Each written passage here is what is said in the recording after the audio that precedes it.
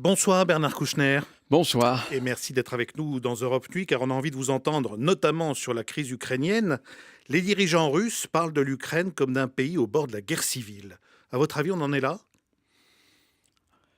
Un incident important, grave et peut-être déclencheur peut arriver, mais je crois que dans la stratégie et dans la tactique de M. Poutine, les choses ne doivent pas aller jusque-là.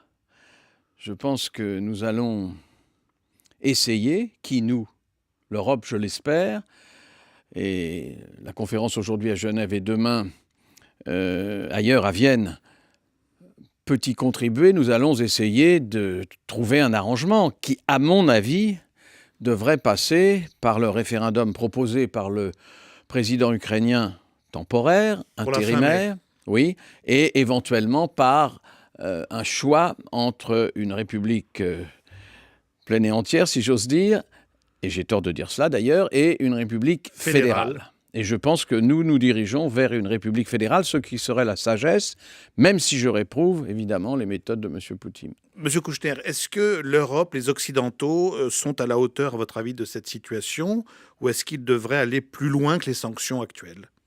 Non, mais plus loin, c'est quoi? C'est la guerre. Il n'est pas question de faire la guerre à la Russie. Maintenant, l'Europe porte une responsabilité très lourde qui est de ne pas parler d'une seule voix. Pourquoi ne parle-t-elle pas d'une seule voix? Parce que, d'abord, les intérêts historiques, culturels, économiques ne sont pas les mêmes dans les 28 pays face à la Russie. Je rappelle que c'est la Russie qui nous tient à la gorge avec le gaz, pas trop la France, dont 75% de la dépendance, si j'ose dire, vient d'ailleurs. Enfin, nous n'avons que 25% qui vient de Russie environ. Et dans les 28, on rappelle qu'il y a les 3 pays baltes, ex-républiques soviétiques. Bien sûr, qui se sentent menacés en permanence parce qu'il y a aussi une minorité russe chez eux. Alors, en réalité, nous péchons terriblement, et j'en accuse l'Europe, péchons par le réalisme au moins, sinon l'efficacité nécessaire, c'est que nous n'avons ni défense commune, pas de défense commune, alors on ne peut pas beaucoup parler diplomatie quand on n'a pas de défense, ni de diplomatie commune, Madame Ashton n'étant pas, comment dirais-je, gentiment, parce que je l'aime bien, pas assez représentative de l'ensemble des pays. Et tout a marché à partir du moment où 3 ministres des Affaires étrangères, polonais, allemands et français, sont intervenus, et là, on s'est aperçu que le poids de l'Europe pouvait être grand. Malheureusement, nous n'avons pas continué. Mais alors, je reviens sur ma question, Bernard Kouchner. Si intervention militaire irréaliste ou impossible, sanctions, certains disent plus ou moins inefficaces, voire nuisibles à nos relations futures avec la Russie, quel est l'entre-deux?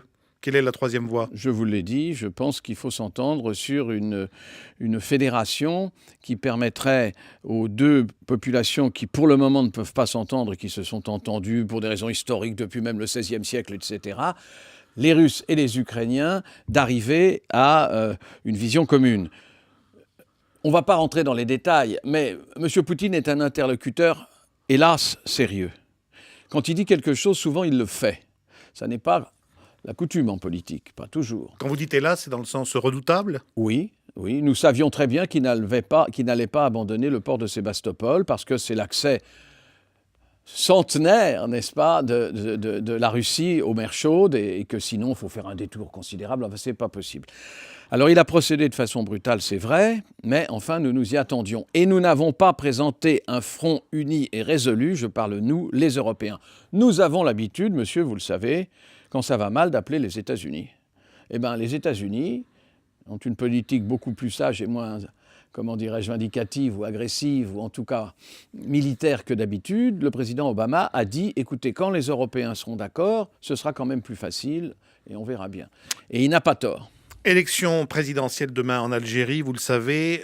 Bernard Kouchner, est-ce que vous avez des craintes que le camp Bouteflika en fasse trop et que cette fois, la marmite, sous le couvercle de la marmite algérienne saute? Ça n'est pas impossible, mais comme je ne suis pas devin, la proportion, l'alchimie entre les tendances et le ras-le-bol, si je peux me permettre cette expression qu'on emploie à tort et à travers, de la population et en particulier de la jeunesse, peut en effet se manifester. Maintenant, je crois, Ça serait une si bonne le chose, président peut-être? Bouteflika tient jusqu'à l'élection qui est demain. Je crois que ça se passera une fois de plus, mais peut-être une fois de trop, sous la pression de l'armée et dans une espèce de consensus qui reflète absolument pas et que ne mérite pas le peuple algérien qui en a assez de ces pratiques. Il faut peut-être souhaiter un printemps algérien pour que les lignes bougent. Écoutez, le printemps algérien est étouffé par l'armée, vous le savez, très facilement, enfin sans grand dommage, même s'il y a eu des manifestations, etc. Et oui, vous avez raison d'évoquer ça.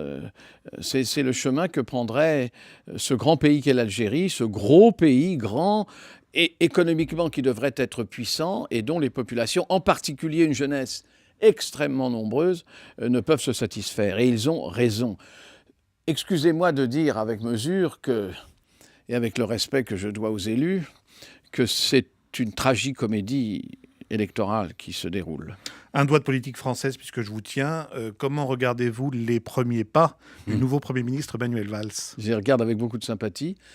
J'ai beaucoup d'amitié pour lui et sa tendance politique, c'est la même que la mienne. Nous sommes des sociodémocrates et nous avons un peu de réalisme supplémentaire par rapport aux promesses qui souvent ne sont pas tenues.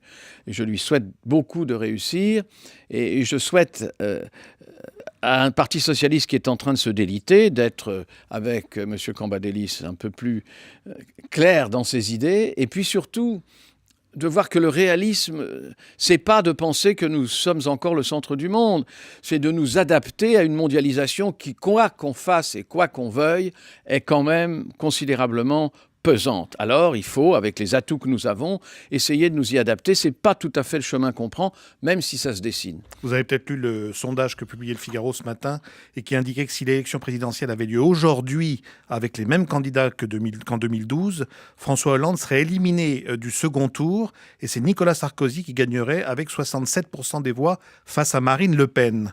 Est-ce que ça devrait, selon vous, persuader l'ancien président de revenir dans le jeu, Bernard Kouchner ? De toute façon, je crois que l'ancien président veut revenir dans le jeu. Je ne sais pas s'il sera élu, mais je pense qu'il veut revenir dans le jeu. Maintenant, il peut, si j'ose dire, s'assagir ou considérer que la vie est plus belle lorsqu'on n'est pas président, ce qui n'est pas la coutume. Vous le souhaitez, vous, ce retour ? Moi, je souhaite... Vous voulez que je vous dise ce que je souhaite ? Je souhaite, pour des réformes précises, un gouvernement d'union nationale. J'ai essayé, car j'ai cru à l'ouverture. Malheureusement, ça ne s'est pas déroulé comme je le pensais.